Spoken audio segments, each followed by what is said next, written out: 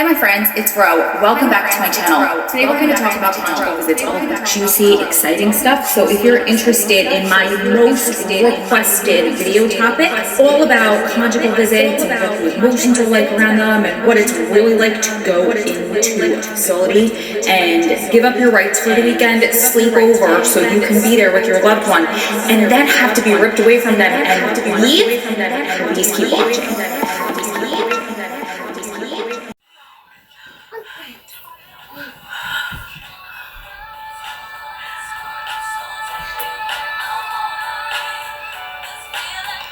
Perhaps we can go someplace private.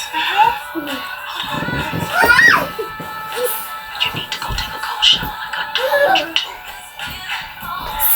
Come with me, Kalisha.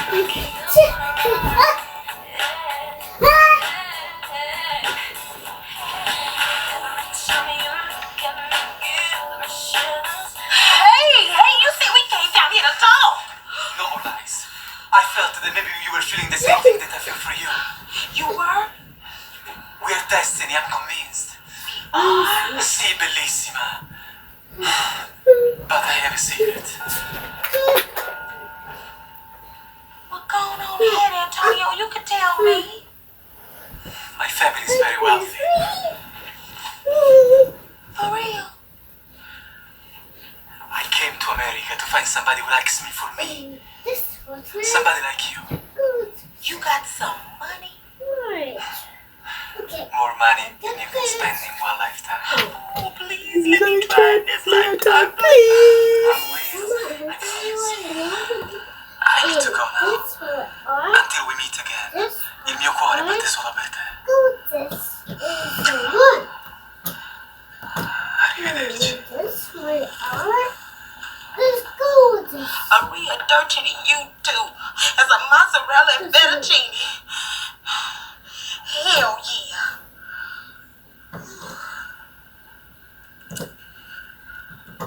Fucking arrested me. I was wondering why all these cops was nervous and I could feel they were fucking nervous because they were playing with motherfucking fire. I'm on my own, bro. Don't put me on the list.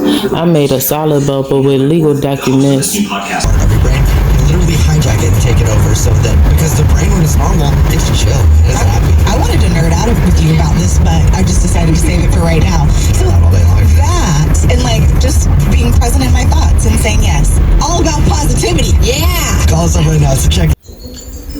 I'm on my own, bro. Don't put me on no list. So he last on. Don't put me on no list. I'm on my own. Just coming to pull me a cash ticket and no medication. You starting to get heavy. I got a solid ass bubble with legal documents. I'm on my own, bro. Don't put me on the list. I'm in a solid bubble. It's in the living room.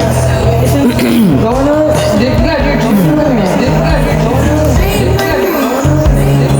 No, Leon. No, Leon. Go get your juice. Go get your juice. Go get your juice.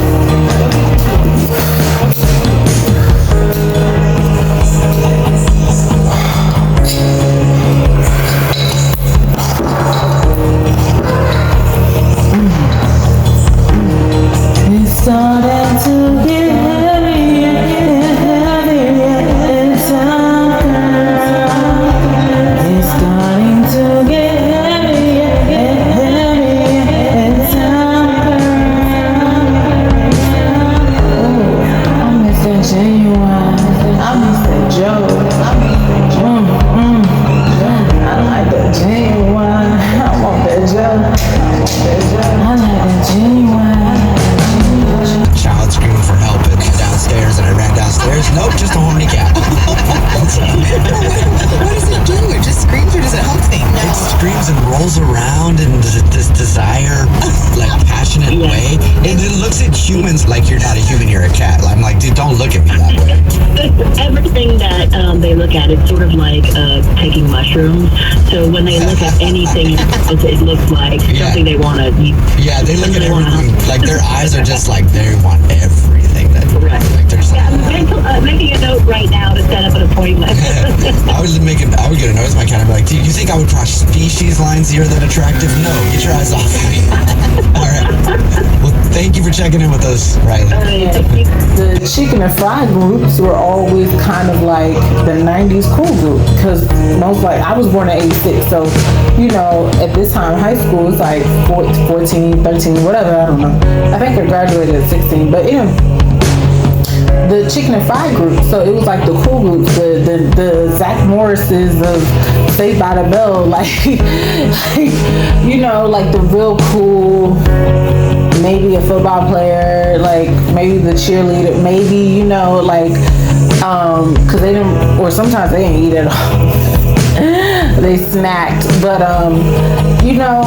it was just chicken fries is like a cool classic. Like I would be satisfied with like that for a quick lunch any day. Just like a quick snack or something. Like chicken tenders and some good ass fries, bruh. That will just set the mood. But not like, okay, so I was craving chicken the other day. I was craving fried chicken. So I went to Publix and bought fried chicken because I was craving it. And then my cycle came on the next day and I was like, I figured out why I was craving fried chicken like so hard. But I don't deprive myself. Like when I crave something, I just eat it because it's very rare that on an average day I know exactly what I want, how I want it, where I want it from. For most days I'm like, salad it is, or you know what I'm saying? Like I gotta think about the kid too now, it ain't just me. So I gotta make sure she eats whatever I cook, and she ain't gonna eat it. I gotta cook something she gonna eat to make sure she eats. Now she's starting to be very vocal of like, Mom, I'm hungry a lot more, but I always have food kind of like ready to go, and we eat a lot of fruit, and we eat a lot of salads in the evening. So the fruit for the breakfast and the afternoon snack when I pick it up, and then the vegetables come in at night. But also because she loves like applesauce. It's just so expensive. Like it's just like $15 a box for applesauce, but it has vegetables in the applesauce, and she demolishes it sometimes. Like sometimes she'll just eat there, eat 3, and I'm like, yo, like you need to chill because that means you're hungry. Shawty, like it's really a snack, but if you need it, because I can't tell when she's hungry, she's trying to fill her stuff up. So at least I know it has vegetables in it. So when she does that, she's getting extra just besides applesauce. So I mean, but we just I don't know. I didn't realize how personal it's in every waking moment, getting to know someone who isn't there.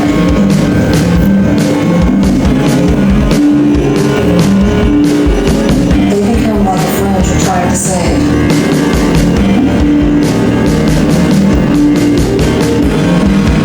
And it's all in. It's not over until you find that person.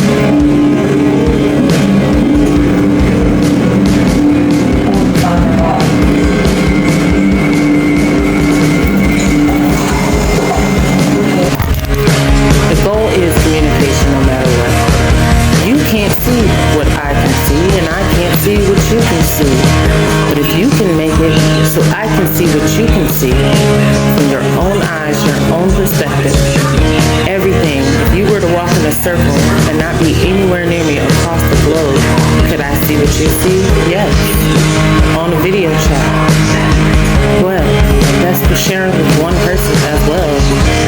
I like making time capsules. I like making stories of my reality. I like polarizing certain time frames in my life so I can remember. So I know what happened because I know I have a memory problem. Maybe not now anymore, but my short-term memory, my long-term memory, it's just memory is when you go through trauma, it affects your memory, and it causes, when you have a mental illness, straight up, when you have a mental illness, you forget stuff because the illness illness is taking over your memory. So people know that. So when people see people taking advantage of people and stuff like that, that's why they become victims. I remember going over my life with my therapist when I checked in that hospital, and they asked you about your life. And the first thing, my mom didn't want me to go. It was very weird. Now looking back, I can see why she didn't want me to go, because it was like I had to literally, this is where I need to go to get the final reflection of myself, of what I'm missing in my life. Because you don't, when you're a kid, or people are biased, you know what I'm saying? People are always like, they want to protect themselves, they want to kind of protect the innocent, but when people find out about themselves and they have to do a hard reflection and self-help, a lot of people don't like people getting self-help. I realized that. Like, self-help is solid. It's really the best medicine for yourself, self-help. You need to not just listen to your body, but listen to your mind, listen to your thoughts, listen to your dreams, listen to your actions, listen to how you walk, listen to how you breathe. You need to, listening and speaking and interaction with your body is the number one thing, because it has to go with you everywhere you go. So if your body's not right, it doesn't matter where it is. It doesn't matter if it's in the soul, it doesn't matter if it's in your head, it doesn't matter if it's in the organ, it doesn't matter if it's in a toe. If something is not right in your physical body, you are not going to be clear in real life. Something is going to be distorted. Something's going to be off. Simply, if you have a stubbed toe, guess what? You're probably limping. You know what I'm saying? Like, if you have an organ problem, you're probably eventually going to die faster, because we need our organs, or you're on a list, or you just got a transplant. If something's wrong, you might you just got your ears pierced. Now your ear hurts. Now you can't sleep. Something's always going to be kind of off if you're in those situations. The ideal situation is to have your physical body, mind, body, spirit, soul clean, good, healthy, strong, so you can put your brain where it should be, of growing, buildings, businesses, art, construction, something to do, something productive, something to stand out and see manifest out of your brain. But if you're always working on yourself, which is nothing wrong with that, which we should be working on ourselves constantly, but there's so much to work on in levels of life that everybody's working on something different. Somebody might just be working on getting money, somebody just might be working on getting muscle, somebody might just be working, if some people dive into certain aspects of getting more because that's what they want. We all have there's enough room in the world for everybody to get what they want and need. It's just when people get greedy, when people feel like their back is against the wall, their mind starts to play tricks on them, because now they're anxious, now they're nervous, now they're scared, now they're getting desperate, and now they'll do anything to specifically get something. And sometimes chasing the one thing, it might kill you. Or it might not kill you, you might get it, but you're gonna have to sacrifice everything just to get it. Because if you dive that deep in one part of life, you're missing out on so much other things. It might be family, it might be, you know what I'm saying? Like, it might be other opportunities. It doesn't matter. But if you, I just try to have a well-balanced life. So I'm gonna go back to the gym next week when I get back to my own job.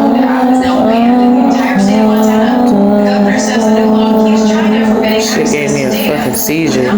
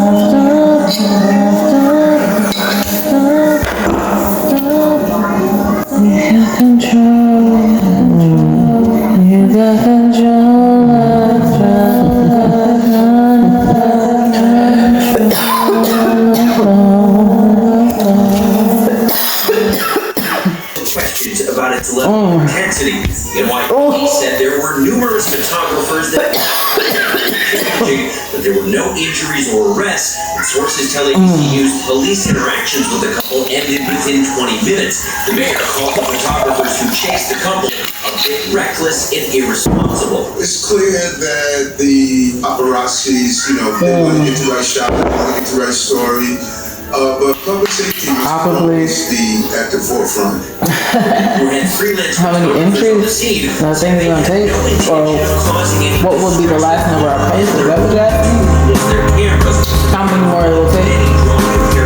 Yeah, I don't know. I guess it depends on how fast I work. Because if I make more in a quicker time, it won't be of quality.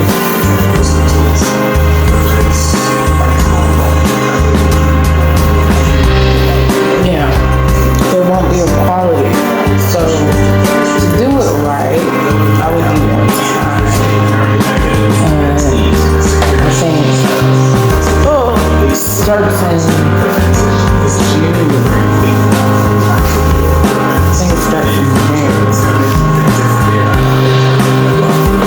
And I gotta get ready for July.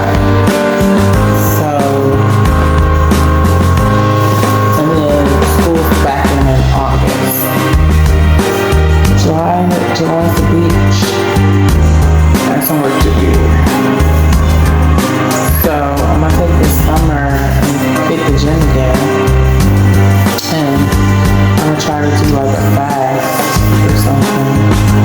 I'm not sure yet. I'm not sure how much I'm gonna work on it. But I'm trying to get this last video in to drive in before July. So August will be like new school year. I gotta patch up. Let's see. I have pushed my top with that. But as soon as I get stuff, I feel like it's just gonna come together. I already have everything released.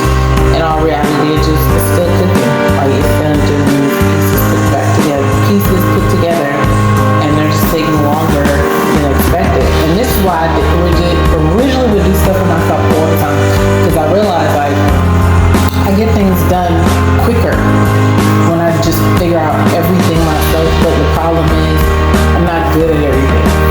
So some stuff, to get the point across, I have to learn new techniques or new experiences to apply to my overall project. So it's kind of like building, kind of like a scientist. Like I feel like I'm a scientist, like making sure the chemistry balances and this don't overflow, and then like I make sure like that. Nothing beats a scientist, because I always felt like I was just kind of mentally juggling like projects and things I want to do for myself, things that I want to do in certain decades, things that I want to do in order to help my child or fulfill some sort of weird premonition. There's certain things that were my goals from like high school. So I've done a lot of stuff in my life, but creativity comes with a weird price of deja vu, I feel, sometimes in my life. Because I'll get to a new level in my life. Like my life is 36, and I'm still like fairly, I feel more youthful than I did when I was 26. I do. I feel way more youthful. It's very strange. But it could be because of my daughter, so they keep going. Like I can't stop. I don't have time to be like depressed. I don't have time to have anxiety. I don't have time to waste, because every second of the day really counts towards the bigger goal. But maintaining life, such as my daughter, in a specific way that I want to maintain her, takes time and dedication, and I'm willing to do it because I'm her mother, and that was the whole point. But I actually don't have a lot of like plan B's. She is literally my plan A and will always be my plan A. So if something don't work out because I don't have a sitter, I just literally can't do it. And so certain things I don't get to go to, certain things I just don't get to experience, certain things, but my life has always been like that. And I feel like my life is not a regret because I've seen a lot of things already, but I know there's just so much more to see. But you have to move quickly and do the things that you need to do to get to what you want to do.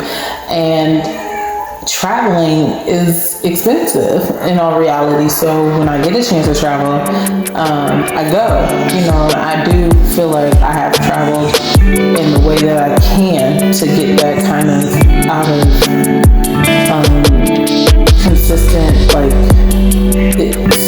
I feel like you go on autopilot in life and like work, sleep, like this, like, I mean, it's true. It's 9 to 5 or Monday through Friday job. It's redundancy. I have the same kind of consistency and schedule now, especially since I have a daughter. So it gets a little more redundant because I don't have the freedom to do what I want to do when I was single. Like when I was single, living by myself, no kid, I had all the freedom in the world. It was like freedom is a luxury. You know what I'm saying? Like freedom, detachment, honestly, is a luxury. Being attached is sometimes a burden, sometimes annoying, sometimes dragging. There was this show, excuse me, I was watching Black Mirror the other day, and there's this one episode, and they go on this dating app or dating world or something, and they get to meet where this machine hooks them up with random people, and this white guy and black girl were like met, and it was like a simple night, but they had the device told them how long they were supposed to be together, their expiration date. And so the expiration date, you can look at it simultaneously with each partner at the same time. You will know if you're going to be with this person for 2 hours, 48 hours, 5 weeks, blah, blah, blah, 10 months, 5 years, whatever, etc., etc. But the thing is, the app was like guaranteed to eventually find their soulmate. But you had to go through shithole after shithole after shithole after shithole after crazy after, oh my God, fucking attachment to somebody. Fucking attach me for the rest of my fucking life, nigga. But you know, I have a greater attachment to God with my daughter, so at least I can say like that shit was made out of love. Like I would pray for her. So either way, however it worked out, I got her, and she's complete me, but she also completed me in the time of need and my mother leaving this earth. So you know, I had to kind of, I'm winging it right now, solo. Very, very quiet. I'm getting my creativity out, but you know, like you have to work on different things and in your world, and sometimes you do have to, you need money or you need to make financial moves, and you have to kind of juggle this to get paid for this and blah, blah, blah. You gotta do what you gotta do. You know what I'm saying? You gotta hustle to get your paper. However you fucking get it, especially if it like aligns with your morals. Like that shit just don't align with your morals. Nah, don't do it. But if it's fun, if it's silly, if it's out of your comfort zone, if it's convenient, sometimes it's just like go and take that chunk of money. Fuck that. So I'm been just chewing my time differently, and now it's like certain things gotta come in, certain things gotta go out. I gotta get certain types of projects also in my head, and what the problem is in my life, my projects in my head sometimes are more important than actual reality. So I have to financially balance both because I'm funding everything because it's all mine. If I want my business to continue how it is, the housing on the Taylor, I have to keep moving forward no matter if it's selling or not, no matter if I have to build some sort of consistency. But it's really hard to balance that with other jobs I'm doing because I'm working on my nonprofit. I'm working on so many projects. I still have my kids though, so I gotta like borrow Jack and pay Paul and blah blah blah to do what I do. So you know, my art definitely moves a lot slower now of accomplishments in the time frame, but I don't complain because I feel like everything happens when it's supposed to happen anyway. So God knows the big spectrum of things. He knows that I'm doing everything I'm doing. He literally watches me, and now I move differently with my daughter. So it's like the things that I did before I had my daughter, straight up, I would probably never fucking do again. And it's not necessarily, well, I won't say wouldn't do again, wouldn't do until I had either a serious partner, like a husband, or she's like a teenager and out the house. And I got, like, I'm talking adult shit, like, we all do something. I drink, I like to smoke, and I like to have sex. And none of those things, even on the innocent side of what I could be doing, there's some crazy ass motherfucking bad people out there. So I watching this creepy ass missing show on Netflix, and man got me sucked in 4 episodes. I can do that. And grandma missing, and man sold the house on Facebook, and now I'm like trapped in, like, is the lady alive? So there's some people out there that's just, my sinning is drinking, smoking, and having sex. And that gives me my thrills, my kicks in life. And I think all those things are natural and they don't bend the rules too much. So I'm okay with living how I'm living to maintain and do what I need to do to get where I want to get, because I'm just excited for the future, because I'm getting closer to my dreams coming true. I'm getting closer to the big picture. I've been putting in my work so many ways, and I've been like shot down so many times in life and like mentally exhausted. Like, yo, I cannot. I'm thinking, you know, like, it's over things. Some things just get overwhelming. And when things take over about 25% of your brain, it's something, if one subject matter, so you're to imagine about how many thoughts you have a day. It's like, I don't know, 1 million or some shit. Just say 1 million thoughts a day, right? Throughout the day. You got a problem with all of them? No. Some of these thoughts should bring you peace. Some of these thoughts should bring you happiness. Even if it's a daydream, even if it's a fantasy, even if it's, I mean, I'm assuming that's why people play video games, like pleasant ones, because it's like, it's a getaway. But I like my life. So it's like, my getaway I use for my art. So that's like my favorite place is the beach. I love the beach. Living on the beach. Wish I could go to the beach more. Straight up.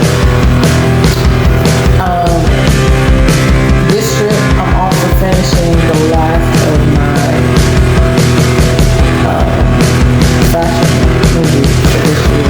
So that, when I complete that will be equivalent to my fulfillment for artwork of this year. But I'm still working on my nonprofit, hopefully be this summer. But honestly, it needs more time to build, like, the website, to get stuff done. Like, that's just taking time. And honestly, I didn't know this anyway, so it's like, push it out the air. But if I get it by the end of this year, I mean, I just established it last October. It's a baby like baby company. And honestly, I put my money, because I knew that's what I was going to invest in. I knew I had to get the projects I could afford out my head first, though. So it's like a competition of like what needs my money versus even my daughter. Like, my daughter needs more money than anything. She needs, I gotta buy her a whole bunch of shoes, clothes, you know what I'm saying? Like,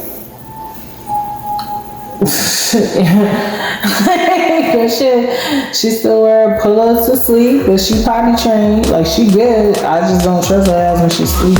But she try to sneak that shit in, like being fucking lazy. I don't know what that's talking about, but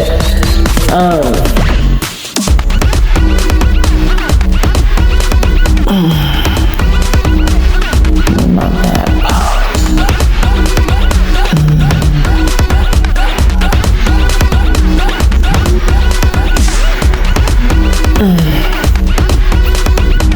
I'll still stand up. Democrats went to U.S. court seeking to hold social media companies accountable for what they claimed was some role in helping ISIS, the terrorists that carried out these attacks, recruit and radicalize members online. And the Supreme Court today, in a unanimous opinion by Justice Thomas, basically said these victims' families had failed to state a claim. Justice Thomas said that the conclusion was that their allegations are insufficient to establish that the defendants, the social media companies, aided and abetted ISIS in carrying out the relevant attack. Justice Thomas, Diane, went on to say that simply existing as a platform that some potential rogue actors had used, tweeted about, posted videos on ahead of these attacks is not enough to directly link them to the attack and to the deaths of these Americans and other innocent victims. So big reason for relief this afternoon for these companies. Asha, how tricky is a ruling like this when it comes to weighing the rights of these social media companies and their users versus the interest of slowing down or preventing radicalization? Yeah, Diane, I think this gets to the distinction between a legal question and a policy question. You know, the court says that the link between these social media companies and the specific attack that was an issue here was too tenuous. But they do note that these platforms are used, even if the platforms themselves are neutral, that the features there are very powerful. They allow for extremist groups to radicalize and connect people and to fundraise. And so I think that there is a policy question here of how we can continue to allow these social media companies to function. We don't want them paralyzed by lawsuits, but also to clamp down on some of the ways that terrorist groups can facilitate their recruitment. And we saw this even here in the U.S. with the Stop the Steal movement. And I think it's a tricky question, especially with, you know, a Congress that may not be super technologically savvy. Devin, you say these rulings could have changed the way we experience the internet. How so? Well, the internet, Diane, was founded on this idea that these social media companies ought to be able to be places of free expression, exchange of ideas, and that they ought to be immune from lawsuits for what people put online in our feeds, the photos, the commentary, that they shouldn't be sued under federal law. And in fact, Congress has recognized that under Section 230 of the Communications Decency Act, says that they're largely immune. And these cases sought to challenge that, sought to raise the bar for when they can be sued for a nexus to terrorism. And I talked, to pick up on what Asha was saying, a lot of advocates, though, say even if the court sidestepped this as they did today, there's still a big reason for Congress to get involved. Here's a little bit of what Frances Haugen, the former Facebook whistleblower, told me a short time ago about why something needs to be done, even as tough as this case was. What happens in a world where YouTube is responsible? That's a really hard question. But people were exposed to this information who would not have been exposed to it if these recommender systems hadn't put it in right in front of them. No digital service wants their products to be used by bad actors. But to try to use liability here is actually going to produce a contrary result.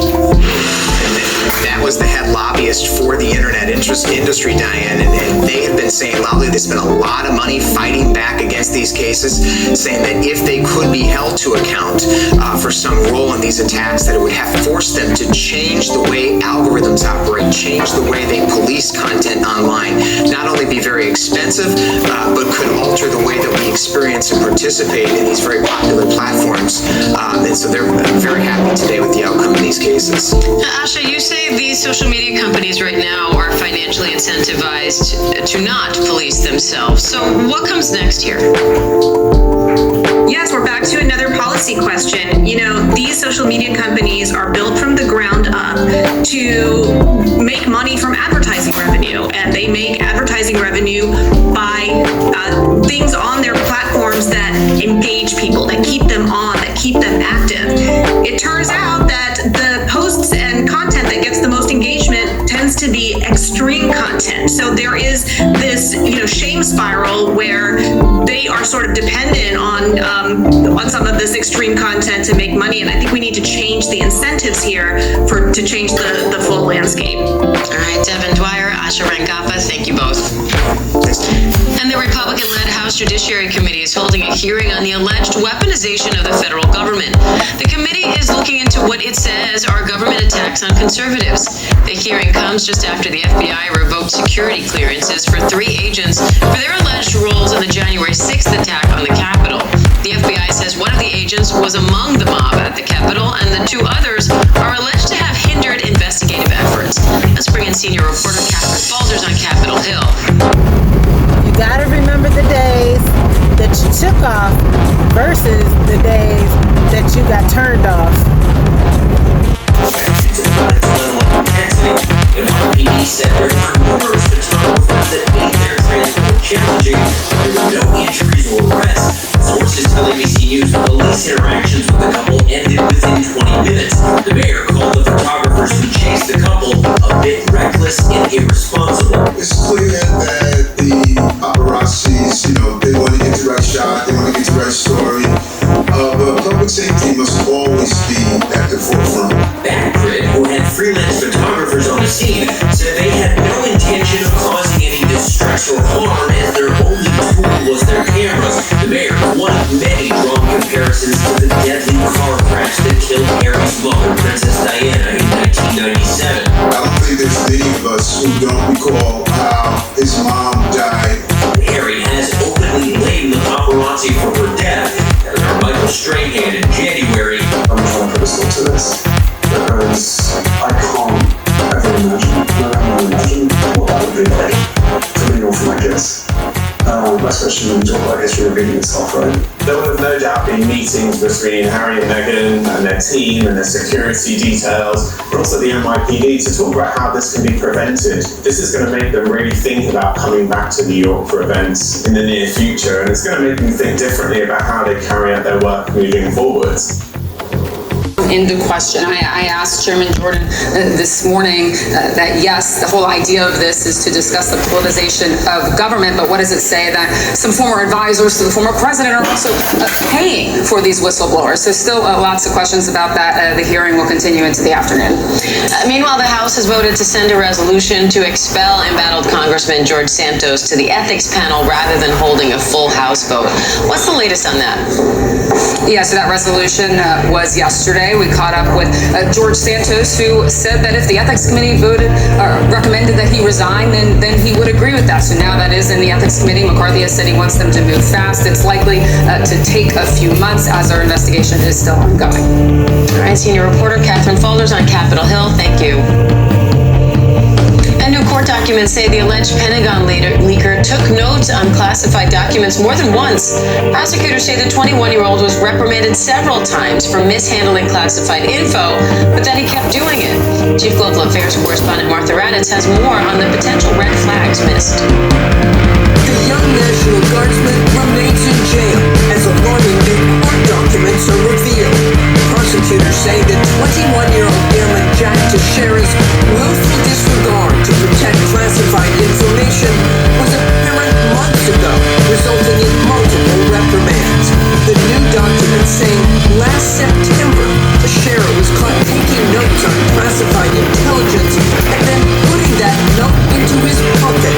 Teixeira, they say, was told by his superiors to stop taking notes in any form, but his access continued.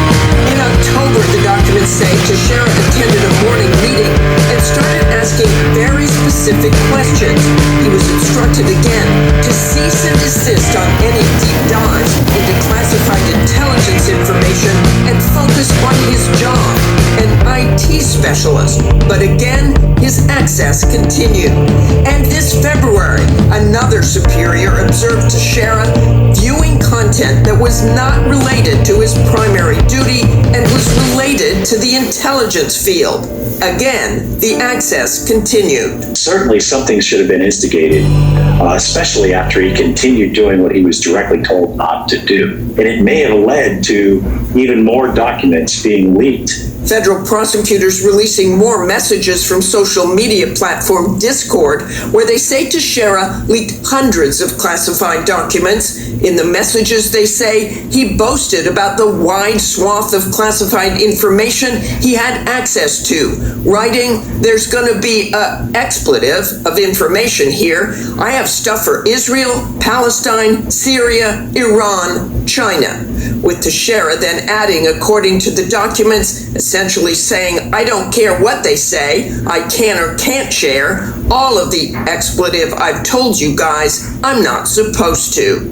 This all comes ahead of a pretrial hearing tomorrow where a judge will decide whether or not Teixeira will remain in jail as the case moves forward. Meanwhile, 2 of his Air Force superiors remain suspended. Diane? All right, Chief Foreign Affairs Correspondent Martha Raddatz, thank you.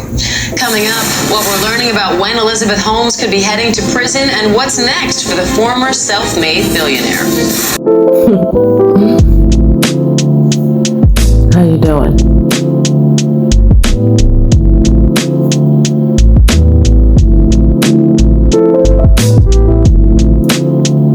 You didn't forget about me, did you?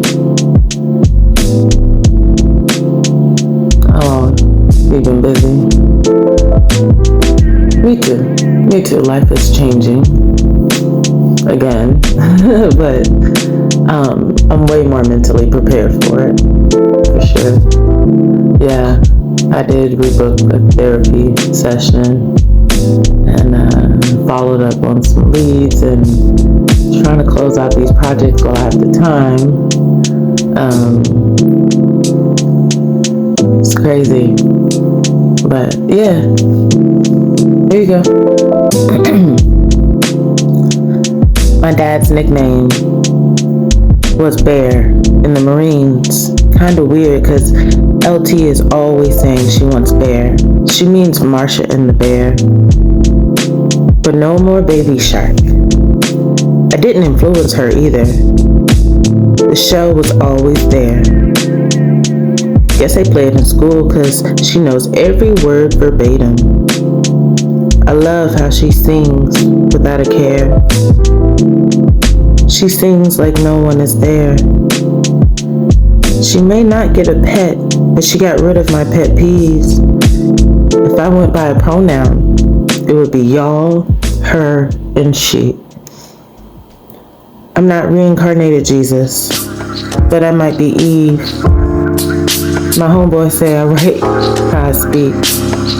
So I'm cosplaying Summer Walker. She got me pulling out seasonings. How you want me to season your meat? Did you listen to her revelation? If not, I need you to plant all those seeds. Call me Jezebel. Kinda want a belly ring. I write these words and then I speak them to bind my destiny with my manifestation. So when I get them, I can keep them. I want to keep you.